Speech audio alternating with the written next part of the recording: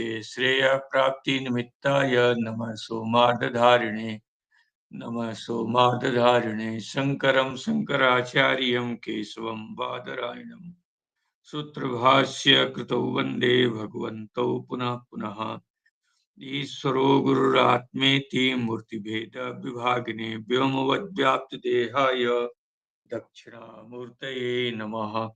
ओम शांति शांति शांति। अथ अर्थापत्ति परिच्छेद। अर्थ जो है अनंतर का भी वाचक है और मंगल का भी वाचक है, माने आपके आगम प्रमाण के अनंतर और साथ साथ अर्थ जो है मंगल का भी सूचक है। ओंकारश्चात् शब्दश्च द्वावेतो ब्रह्मण पुरा कंठम भित्वा विनर्यातो तस्मात् मांगलिका उभव। ये जो है दोनों का ही बोधक है। अर्थापत्ति परिच्छेद पांचवा है। अर्थापत्ति, अर्थापत्ति से दोनों अर्थ निकलते हैं, प्रमा भी और प्रमाण भी। ठीक है। षष्ठी तत्पुरुष समास में प्रमा रूप अर्थ निकलेगा, अर्थापत्ति प्रमा। ठीक है। उस समय जो है अर्थापत्ति जो है प्रमा अर्थ जो है निकलता है। ठीक है।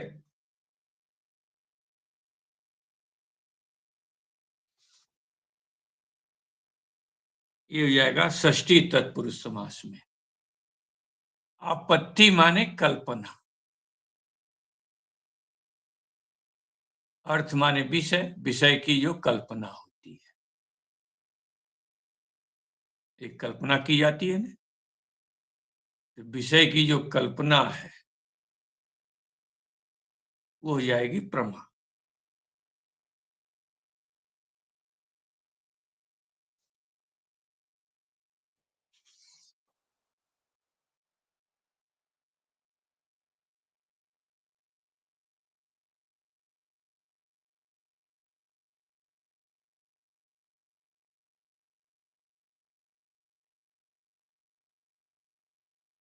ठीक हुआ। अब अर्थ की आपत्ति होती है जिससे, बहुब्रीहि समास करेंगे। अर्थस्य आपत्ति यस्मात्, अर्थ की आपत्ति माने कल्पना होती है जिससे, बहुब्रीहि समास करना। अर्थस्य, अर्थस्य आपत्ति माने कल्पना, अर्थ की आपत्ति माने कल्पना है जिससे। और षष्ठी तत्पुरुष में कैसा करेंगे? अर्थस्य आपत्ति, अर्थस्य आपत्ति राज्ञः पुरुषः, राजपुरुषः जिसे करते हैं। और अर्थ आपत्ति यस्मात्, क्योंकि बहुब्रीहि समास प्रथमांत लेकर करते हैं। पीतम अंबरम यस्य स। ठीक है। तो प्रथमान लेते हैं उसमें ने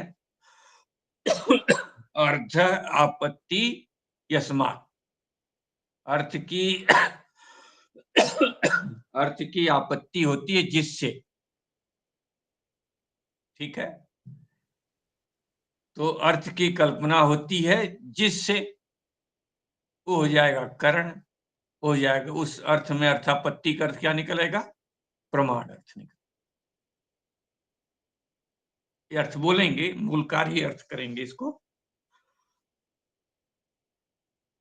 इस अर्थ को ये मूलकार स्वयं बोलेंगे, लेकिन पहले आप सुन लें इसको समझने के लिए कि षष्ठी तत्पुरुष समास में अर्थस्य आपत्ति, ऐसा जब आपत्ति माने कल्पना, जब विषय की कल्पना की जाती है तो कल्पना रूप क्या है? प्रमा है। वो प्रमा है। अर्थ से आपत्ति, अर्थापत्ति माने प्रमा, अर्थापत्ति प्रमा है। और अर्थ आपत्ति यस्मात्, अर्थ की आपत्ति होती है जिससे, अर्थ से आपत्ति यस्मात्। उसे क्या बोलेंगे बहुब्रीहि समास में? कारण।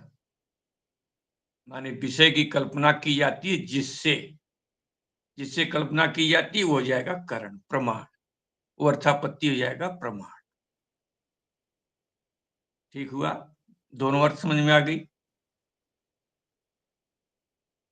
बहुत सरल बात है। देखो, पुत्र को देखते हैं,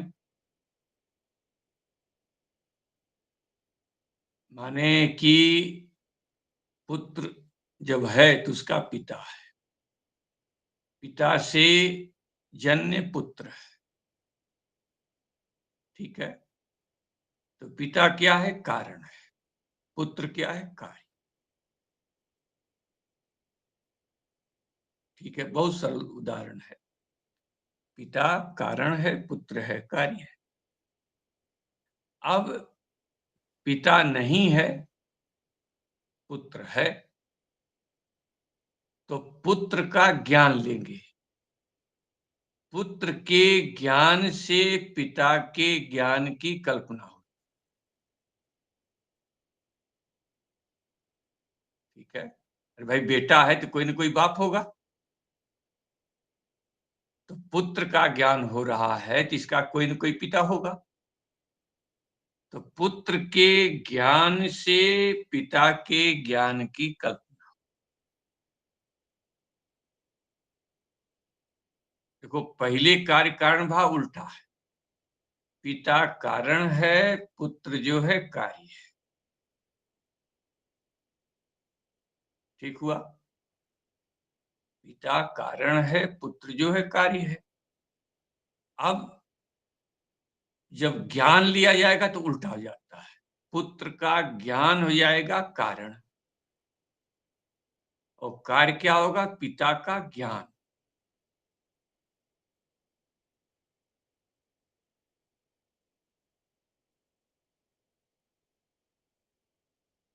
ठीक हुआ?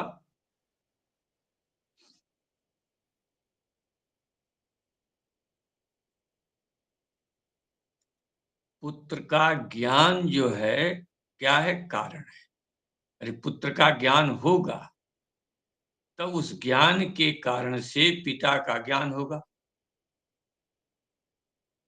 दूसरी तरफ से देख लो, जो प्रसिद्ध दृष्टांत है, ये भी प्रसिद्ध है। दूसरा देख लो, वह्नि कारण है, धूम कार्य है। ठीक है? लेकिन धूम का ज्ञान जो है वह्नि ज्ञान के प्रति हेतु बनता है। धूम का ज्ञान जो है, धूम का ज्ञान पर्वत में होता है तो उससे क्या होता है? वह्नि का ज्ञान होता, अनुमिति होती है।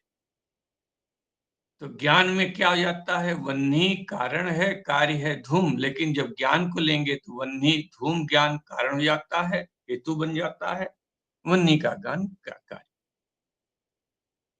तो जो कारण बनेगा उसे कहेंगे उपपाद्य। देखो, इस भाषा को दिमाग में बैठा लो, नहीं तो फिर बार बार भटकाव आता रहेगा। जो ज्ञान कारण बनेगा, ज्ञान शब्द का प्रयोग कर रहे हैं, जिसका ज्ञान कारण बनता है उसे कहते हैं उपपाद्य। और उस ज्ञान कारण रूप ज्ञान के बल से जो कार्य रूप ज्ञान होता है उसे कहते हैं उपपादक।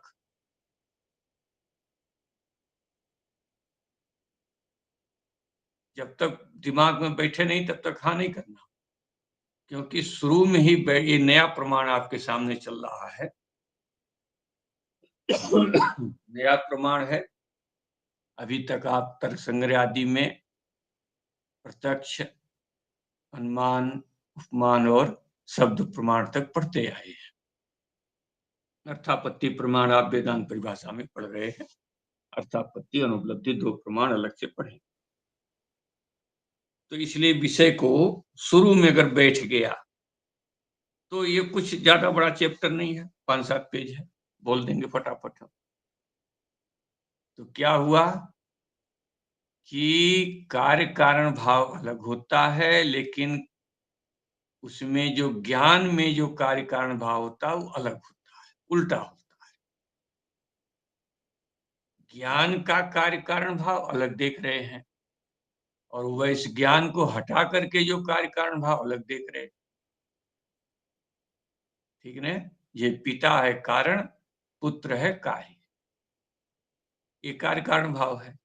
लेकिन जब ज्ञान जोड़ के कार्य कारण भाव बताएंगे, पुत्र का ज्ञान कारण है, किसके प्रति? पिता के ज्ञान के प्रति, पिता के ज्ञान के प्रति। ठीक है, तो पिता के ज्ञान के प्रति वो जो है आपके प्रति कारण बनता है। पुत्र के ज्ञान में, पुत्र का ज्ञान होने पर क्या है, पिता के ज्ञान का अनुमान कर लिया जाता है, कल्पना हो जाती है। ठीक हुआ? ऐसे ही अब सब जगह घटाइएगा, तो जो ज्ञान कारण बनेगा उसको लिखिएगा उपपाद्य से, और जो ज्ञान कार्य बनेगा उसको लिखिएगा उपपादक से। ठीक है,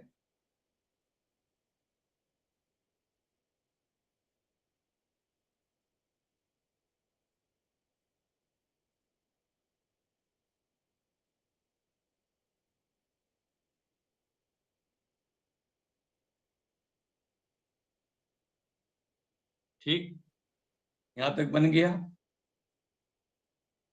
आपने पढ़ा है व्यापारवत असाधारण कारणम करणम, अर्थापत्ति प्रमाण है, इसमें व्यापार बतलाना पड़ेगा, प्रमाण है तो इसमें व्यापार बतलाइए। तो उपपाद्य से, उपपाद्य ज्ञान का जो संस्कार है, उपपाद्य ज्ञान का जो संस्कार है वो हो जाएगा व्यापार। जैसे व्याप्ति ज्ञान आप पढ़े हैं ना, व्याप्ति ज्ञान से जन्य जो संस्कार है, अनुमान में आपने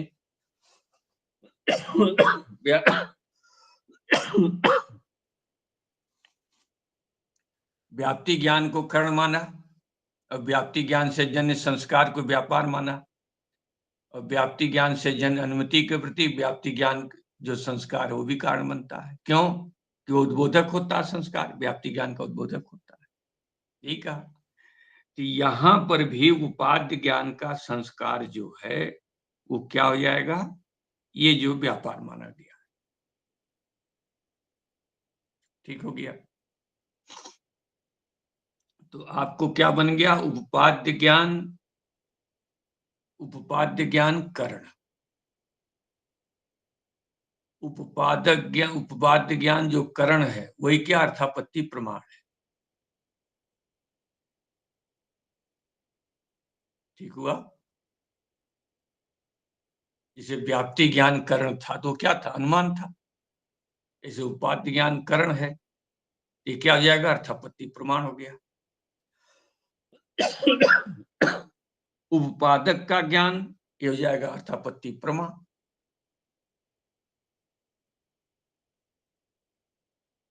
जिसे वहां पर व्याप्ति ज्ञान करण था, अनुमिति ज्ञान था प्रमा, वो जो प्रमा थी। ठीक,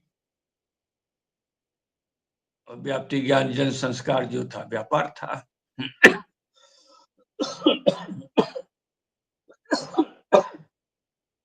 ठीक ने, एक मुंह में डाल ही लेते हैं गोली और। हाँ स्वामी जी, बीच बीच में डाल लेंगे। हाँ, तो ये जो प्रसंग चला आपके सामने,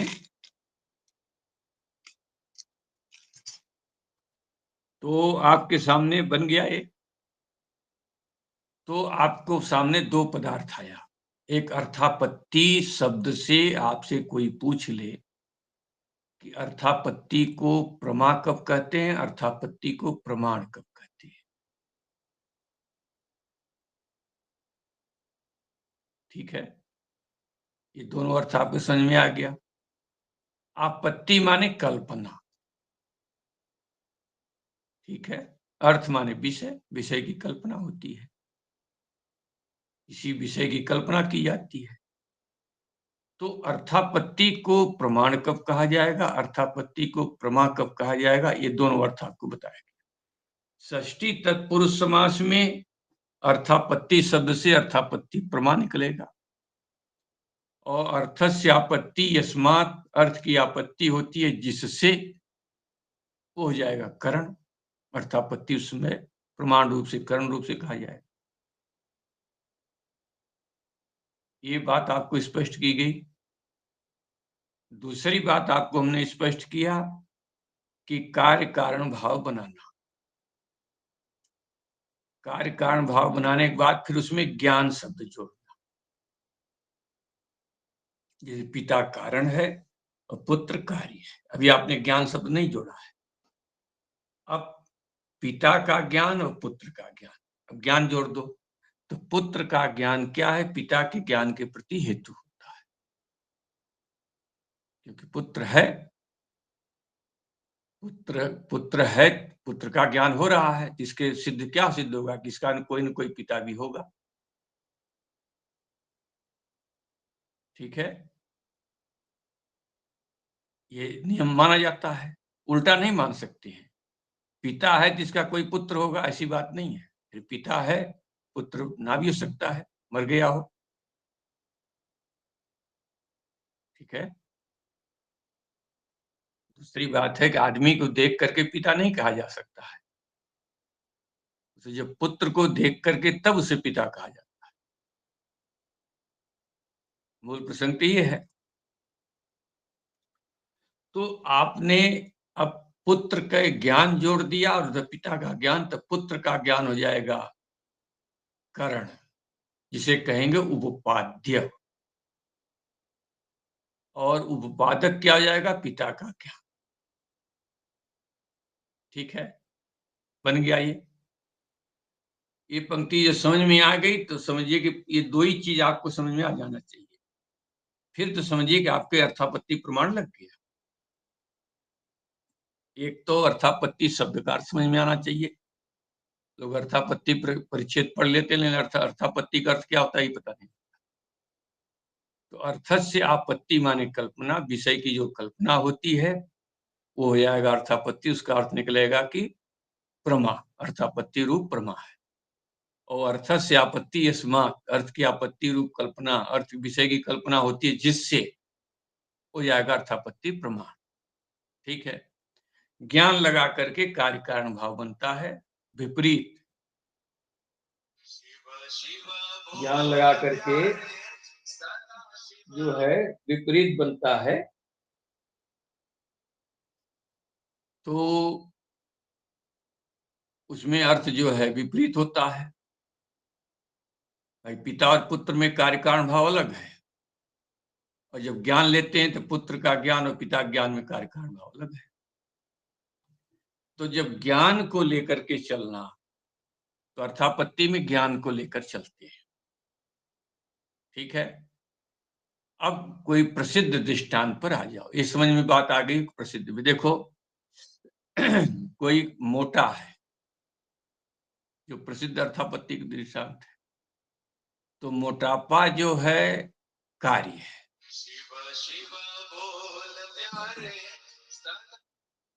अभी मैं पाठ पढ़ा रहा हूं।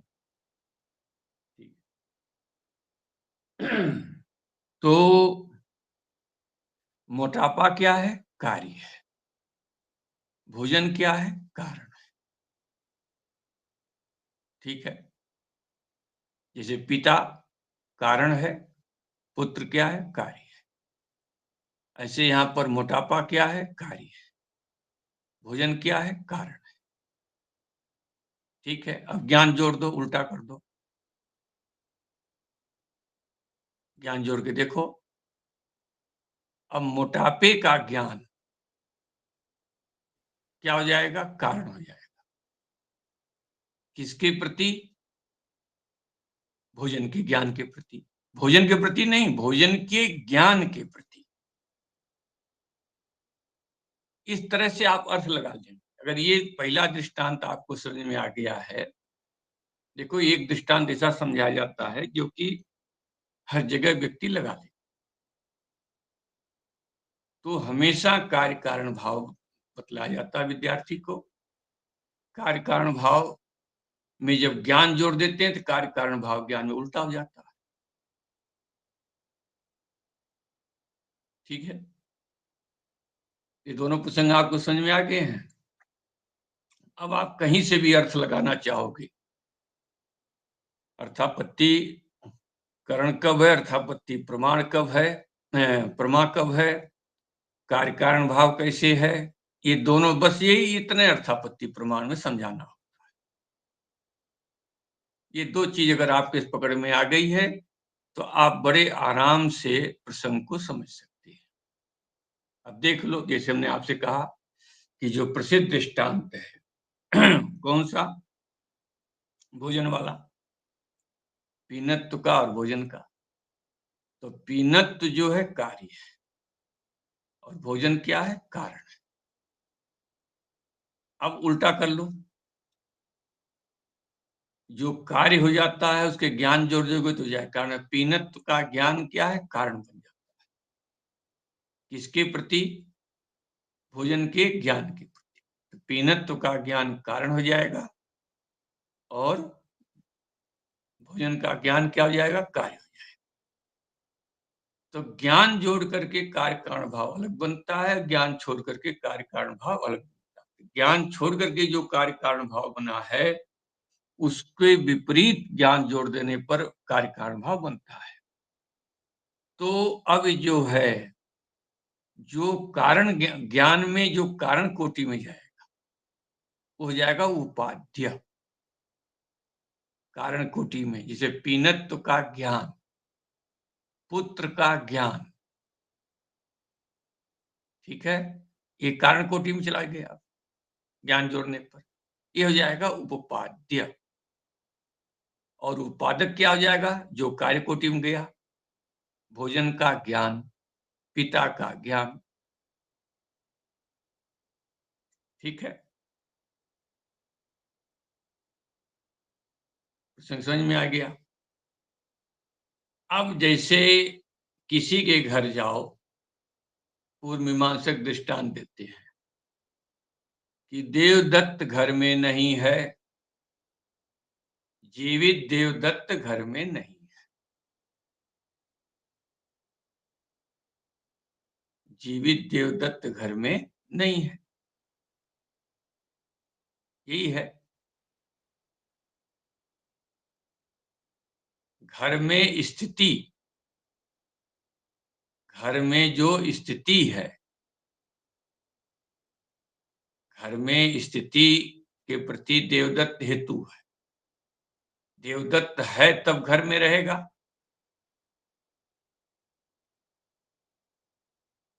देवदत्त है तब घर में रहेगा।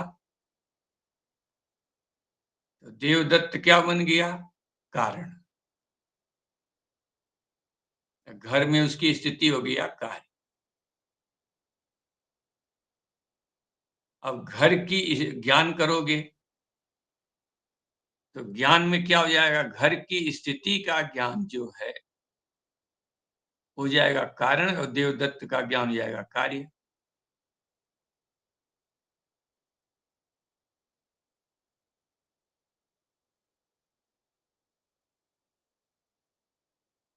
तो देवदत्त घर में है, पहले ऐसा अर्थ करिएगा।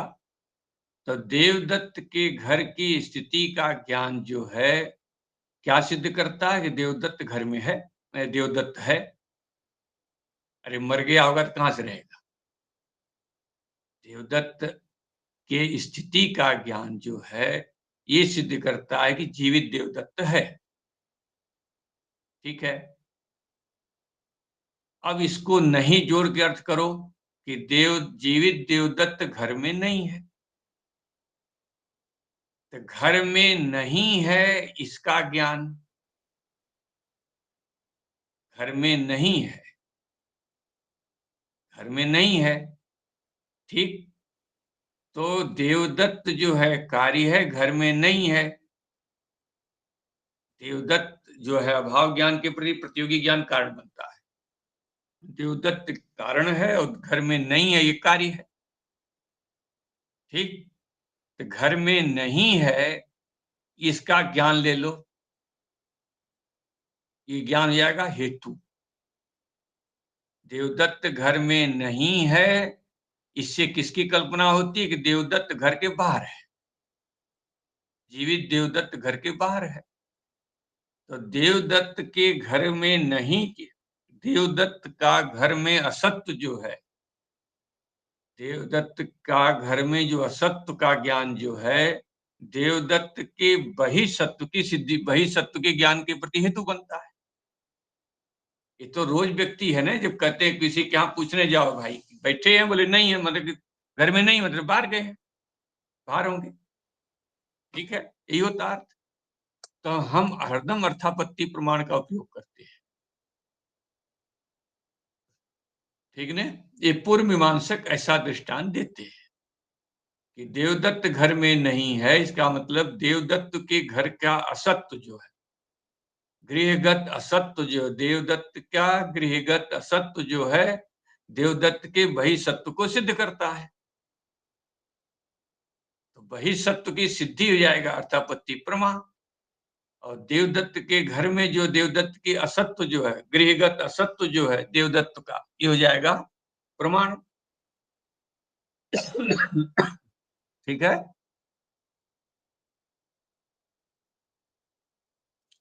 तो ऐसे ही वेदांत में भी आएगा, वेदांत में भी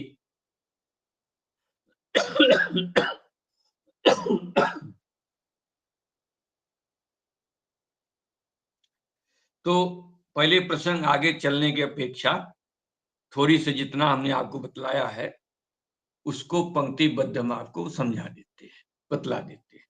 उतना आप थोड़ा पंक्तिबद्ध देख लो तो क्या हो गया कि जो कारणभूत ज्ञान है, ज्ञान शब्द पर जब हम बोले तो समझ लीजिएगा कि जैसे भोजन जो है कारण है, मोटापा जो है कार्य है। जब ज्ञान चलोगे तो मोटापा का ज्ञान कारण है और भोजन का ज्ञान क्या है, कार्य। क्योंकि मोटापे के ज्ञान के बल से भोजन के ज्ञान की कल्पना होती है, भोजन का ज्ञान होता है। ठीक है। तो जो ज्ञान में कारण बनता हो उसको उपाद्य कहा गया और जो ज्ञान में कार्य बनता है उसको उपादक कहा। तो आपको समझ में आ गया होगा, उपाद्य क्या हो जाएगा, मोटापे का ज्ञान, पीनत्व का ज्ञान क्या हो जाएगा, उपाद्य। और उपादक क्या हो जाएगा, भोजन, रात्रि का भोजन। मोटापे के ज्ञान के बल से रात्रि के भोजन के ज्ञान की कल्पना हुई। तो मोटापे का ज्ञान जो पीनत्व का ज्ञान हो गया उपाद्य, और उपादक क्या हुआ, रात्रि भोजन का ज्ञान। लगी पंक्ति? हाँ ब्रह्मचारी जी, देखो जी एकदम साहब। सरल है ये बस एक बार दिमाग में बैठ जाए, नया नया थोड़ा सा पाठ होता है तो आदमी उसमें थोड़ा सा चिंतन में उलझ जाता है। तो अब आप जो है इसी को बोलेंगे अपने शास्त्रीय भाषा में, जो हमने आपसे कह दिया है। पुत्र का ज्ञान जो है क्या है, उपाद्य है पिता के ज्ञान के प्रति। क्योंकि पुत्र के ज्ञान जो है, पुत्र के ज्ञान की उत्पत्ति कब हो सकती है, जब पिता का ज्ञान, पुत्र का ज्ञान हो रहा है तो पुत्र का ज्ञान मतलब पिता के ज्ञान के बिना उत्पन्न नहीं हो पाएगा, कोई ना कोई इसका तो बाप होगा ही। ठीक है। मोटापे का ज्ञान हो रहा जरूर कभी न कभी ये खाता होगा। ठीक। अब इसी को आप इस शास्त्रीय भाषा में लिखा जा रहा है, देख लो आप जितना हमने आपको बतलाया है समास और अर्थस्य आपत्ति, आपत्ति का अर्थ एकदम स्पष्ट समझ लेना, कल्पना। अर्थ माने विषय की जो कल्पना है, तो विषय की कल्पना षष्ठी तत्पुरुष समास में प्रमा, अर्थापत्ति प्रमा। और अर्थस्य आपत्ति यस्मात् बहुब्रीहि समास करना तो उसमें अर्थापत्ति कर दिया जाएगा करण, अर्थापत्ति प्रमाण। इतने अर्थ को आप अपने पंक्तिबद्ध जो है यहाँ पर देख लो।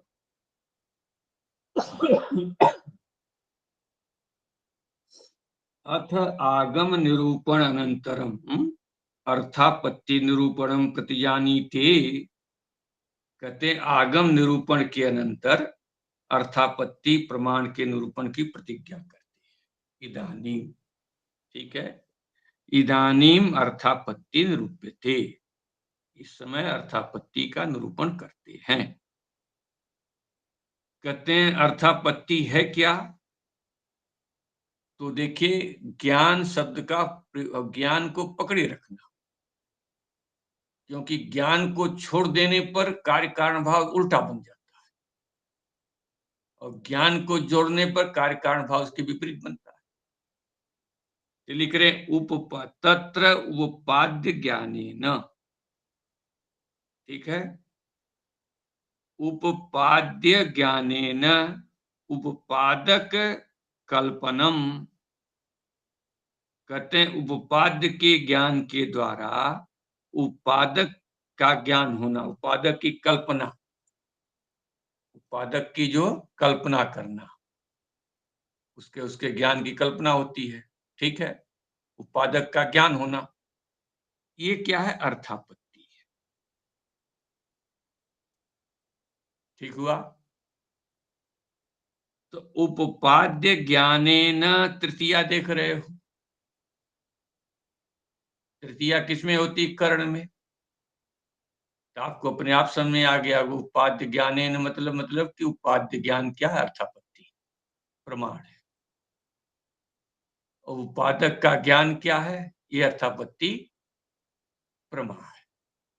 ठीक है, आई बात समझ में एकदम से। और उपाद्य के ज्ञान का जो संस्कार है वो हो जाएगा व्यापार, ये मणिप्रभादी टीका में दिया हुआ है। उसी को आगे लिख रहे हैं। हमने आपको तृतीय आदि के माध्यम से समझाया, अब ये स्वयं स्पष्ट कर रहे हैं। तत्र उपाद्य ज्ञानम करणम, उपाद्य ज्ञान क्या है? कर्ण। कर्ण का मतलब उपाद्य ज्ञान बराबर अर्थापत्ति प्रमाण। उपाद्य ज्ञान मतलब अर्थापत्ति प्रमाण। जब कर्ण अर्थ लेंगे तब उसमें क्या आ जाएगा? प्रमाण अर्थ निकलेगा, जिसको उन्होंने तृतीया वहां ज्ञानेन लिख दिया था। ठीक हुआ? उपादक ज्ञानम फलम, उपादक का ज्ञान फल है, मतलब अर्थापत्ति रूप प्रमा है, यही फल है। तो अर्थस्य आपत्ति, अर्थ की जो आपत्ति कल्पना है, वो जब षष्ठी तत्सम लिया समास तो हो जाएगा उपादक का ज्ञान, हो जाएगा फल। और अर्थापत्ति कल्पना यस्मात हो जाएगा बहुब्री समास करके, तो हो जाएगा कर्ण। तो कर्ण हो जाएगा अर्थापत्ति प्रमाण, और फल हो जाएगा अर्थापत्ति प्रमाण। ठीक हुआ?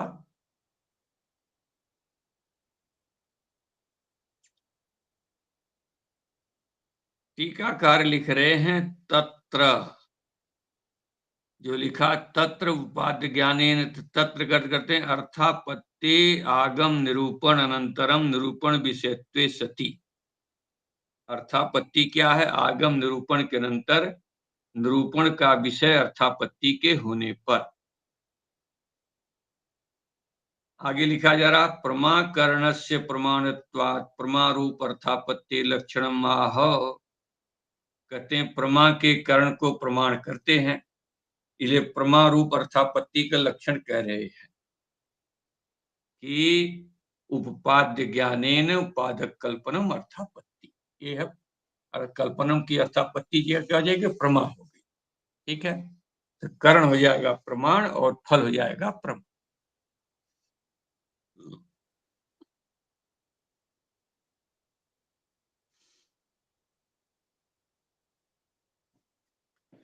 उपपादक ज्ञानम कर्णम उपाद्य ज्ञानम फलम इति भ्रम व्यावृत्यर्थम आह तत्रिति। कहते हैं कोई उल्टा न समझ ले, यद्यप तृतीया लिखी हुई है, कोई उल्टा समझ गया उपादक का ज्ञान क्या है? करण है, और उपाद्य का ज्ञान क्या है? प्रमा है। ऐसा कोई ने समझ ले, फल है। तो कहते हैं स्वयं ग्रंथकार उसको स्पष्ट कर रहे हैं कि उपादक का ज्ञान करण है, उपाद का ज्ञान फल। इसके भ्रम की व्यावृत्ति के लिए स्वयं करें तत्र। तत्र माने तयोर ज्ञान द्वयोर मध्य, उन दोनों ज्ञानों के मध्य में उपाद्य ज्ञान करण है, उपादक का ज्ञान फल है। ठीक है। अच्छा,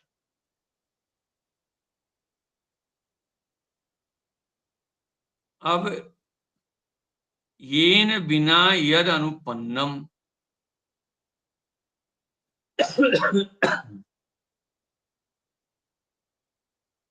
उपपन्न। उपपन्न माने सिद्ध हो जाना, युक्ति युक्त सिद्ध हो जाना। उपपत्ति जिसे कहते हैं, उत्पन्न हो जाना, सिद्धि हो जाना। और जिसके बिना जिसकी उत्पत्ति न हो, अनुपन्न हो। कोई पूछ दे आपसे कि अर्थापत्ति का खंडन कैसे होता है, जैसे अनुमान का खंडन कैसे होता है। कोई पूछेगा आपसे कि अनुमान का खंडन कैसे होता है, तो आप क्या बतलाएंगे? कि अनुमान का खंडन उसमें हेत्वाभास दे देते, अनुमान का खंडन हो जाता है। अनुमान का खंडन कब होता है? जब अनुमान में हेत्वाभास दोष दे देते हैं।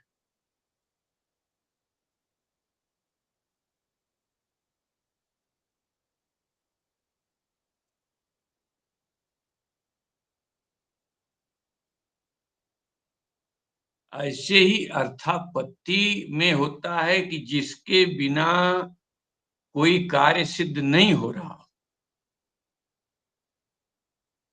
उसकी कल्पना होती है।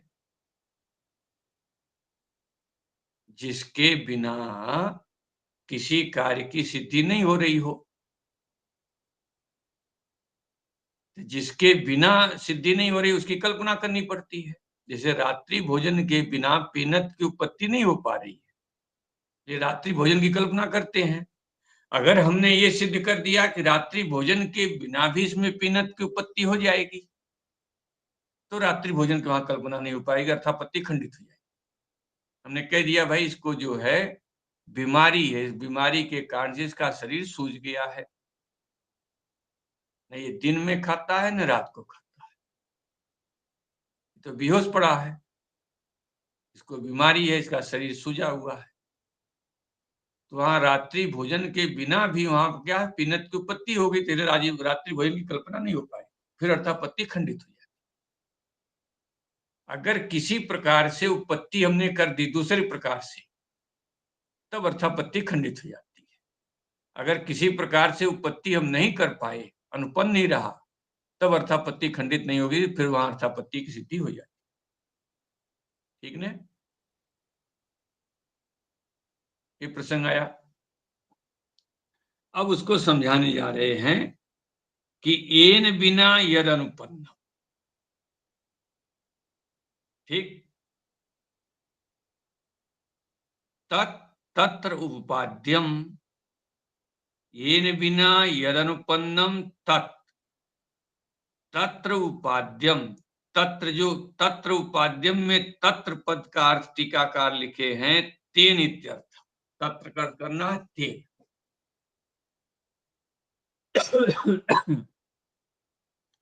देखो, यत और तत् का संबंध होता है, यत और तत् का संबंध होता है, नियम है।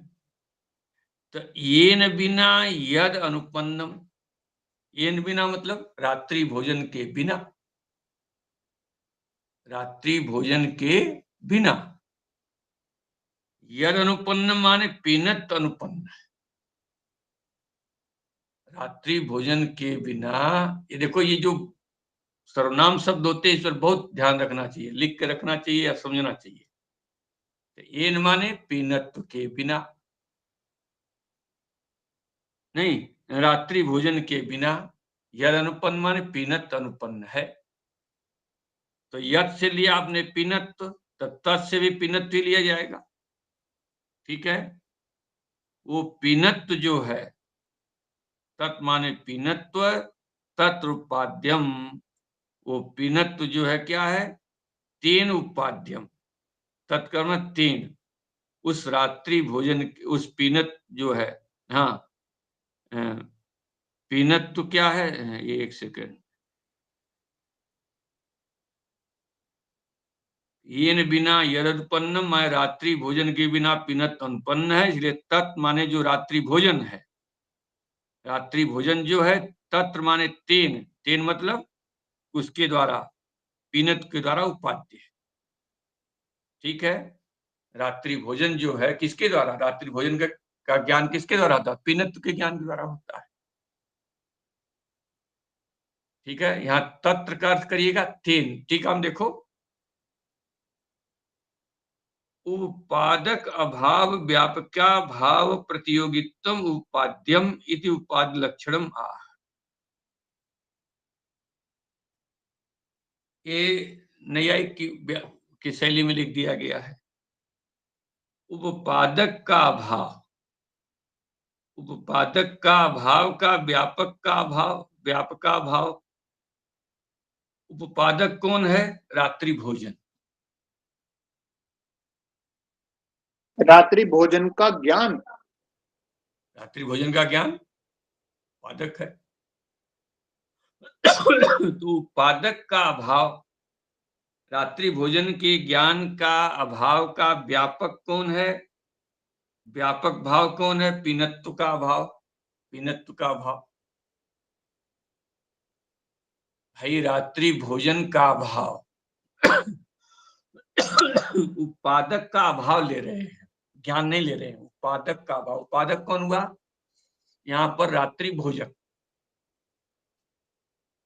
का अभाव। जहां रात्रि भोजन का अभाव है वहां पीनत्व का भी अभाव है। ठीक है। रात्रि भोजन नहीं है तो पीनत्व भी नहीं है। तो रात्रि भोजन के अभाव का व्यापक का अभाव कौन हुआ, व्यापक का अभाव कौन हुआ, पीनत्व अभाव। माने यत्र यत्र रात्रि भोजनाभावः तत्र पीनत्वाभावः। जहां जहां रात्रि भोजन का अभाव है वहां पीनत्व का भी अभाव है, क्योंकि दिन में तो खाता नहीं है। तो यत्र यत्र क्या है, रात्रि भोजनत्वाभाव है, तत्त पीनत्वाभाव है। तो व्यापक तत्र से जो पकड़ा जाता है वो व्यापक होता है। तो यहाँ पर उत्पादक मतलब रात्रि भोजन के अभाव का व्यापक हो गया पीनत्व का अभाव। पीनत्व के अभाव का प्रतियोगी कौन हुआ, पीनत्व। ठीक है।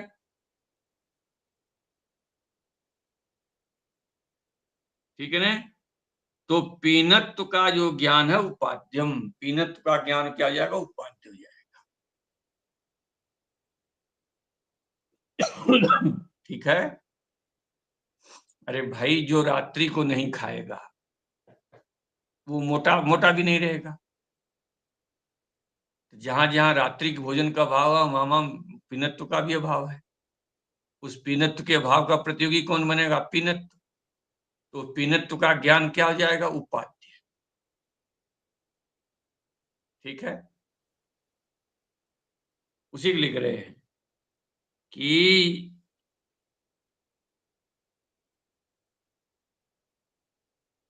उपादक का अभाव मान रात्रि भोजन के अभाव का व्यापक हुआ अभाव, पीनत्वाभाव उसका प्रतियोगी पीनत्व, उस पीनत्व का ज्ञान हो जाएगा उपाद्यम इति उपाद्य लक्षणम आह ये नीति, ये बिना यद अनुपन्नम, ये दिखाया।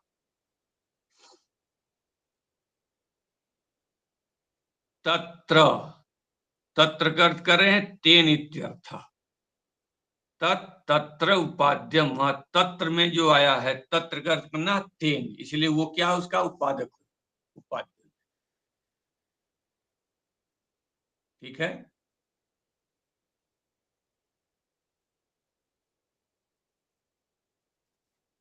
लगी पंक्ति।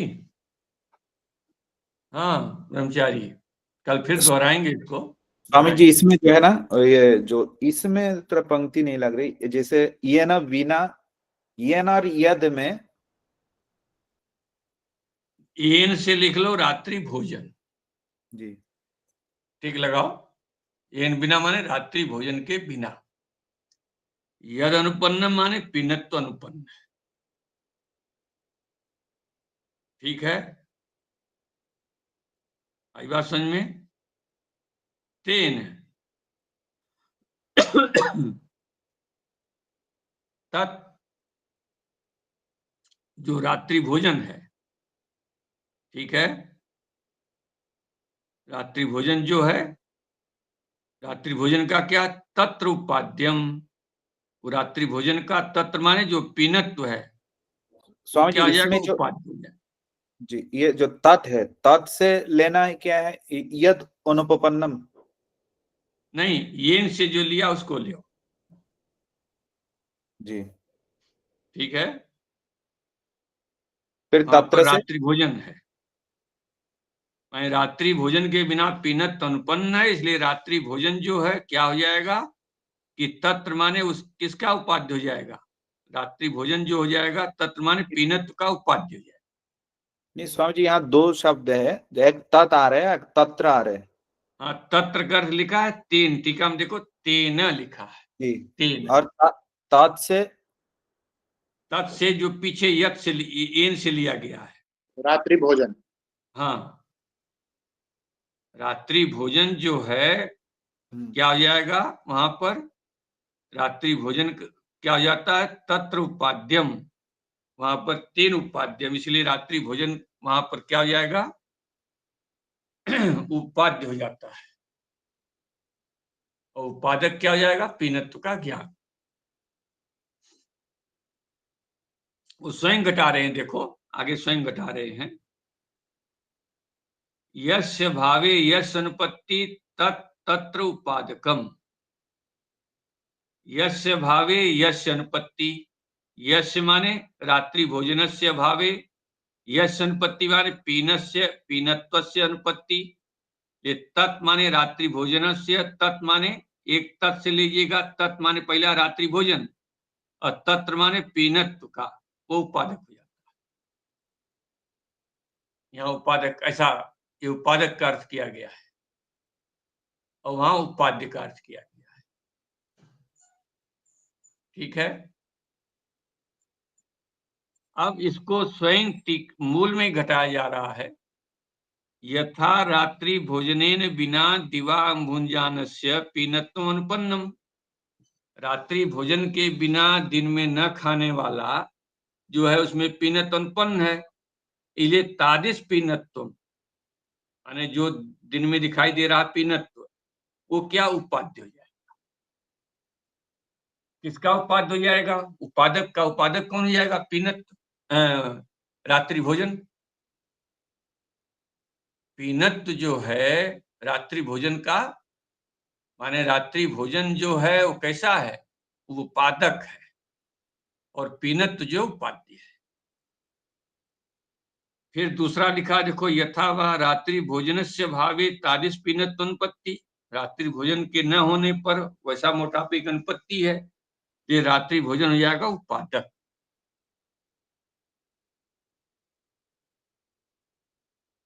मूल में देखो दोनों पंक्ति लिख दी गई है।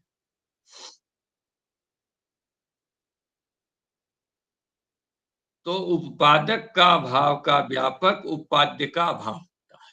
इसको पंक्ति ध्यान रखो, उपादक का भाव का व्यापक, उपाद्य का अभाव होता है।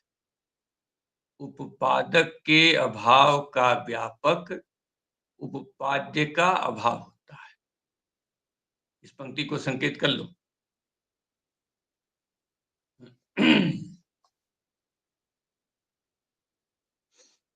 उपादक के अभाव का व्यापक, उपाद्य का अभाव होता है। मतलब रात्रि भोजन के अभाव का व्यापक होगा पीनत्व का अभाव। अभाव।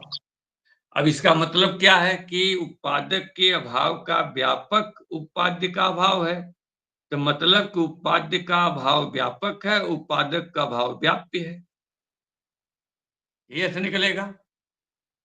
उसी को लिख रहे हैं। उपपादक अभाव व्यापक, व्यापका भाव प्रतियोगित्व उपाद्य उपाद लक्षण। अब नीचे लिख रहे हैं उपाद्य अभाव व्याप्य, उपाद्य के अभाव का व्याप्य, माने उपादक का भाव व्यापक है, उपाद्य का भाव व्याप्य है, तो उपाद्य के भाव का व्याप्य कौन हो जाएगा? उपादक का भाव। उसका प्रतियोगी कौन हो जाएगा? उपादक जो रात्रि भोजन, वो उपादक का लक्षण हो जाएगा। देखो ये शब्दावली हमने एक वाक्य लिख के रखो। उपादक का अभाव व्याप्य होता है, उपादक का भाव व्याप्य और उपपाद्य का अभाव व्यापक।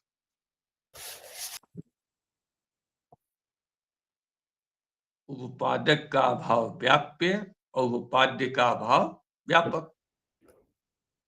अब इसको दूसरी तरह से बोल सकते हैं कि उपपाद्य के अभाव जो व्यापक है, उसका व्याप्य कौन हो जाएगा? उपादक का भाव। ठीक है, सब केवल शब्दावली घुमानी है। तो उपादक का भाव जो व्यापक है, उसका व्याप्य कौन हो गया? उपादक का भाव। उसका प्रतियोगी हो जाएगा उपादक, उसमें उपादक का लक्षण चला जाएगा।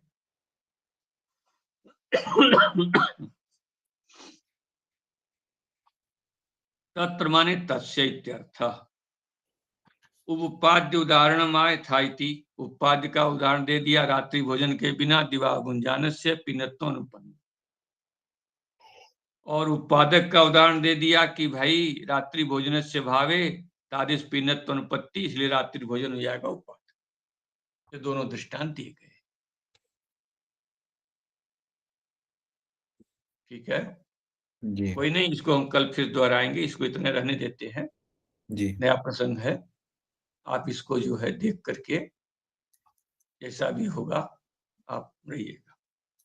ओम पूर्णमदः पूर्णमिदं पूर्णात् पूर्णमुदच्यते पूर्णस्य पूर्णमादाय पूर्णमेवावशिष्यते। ओम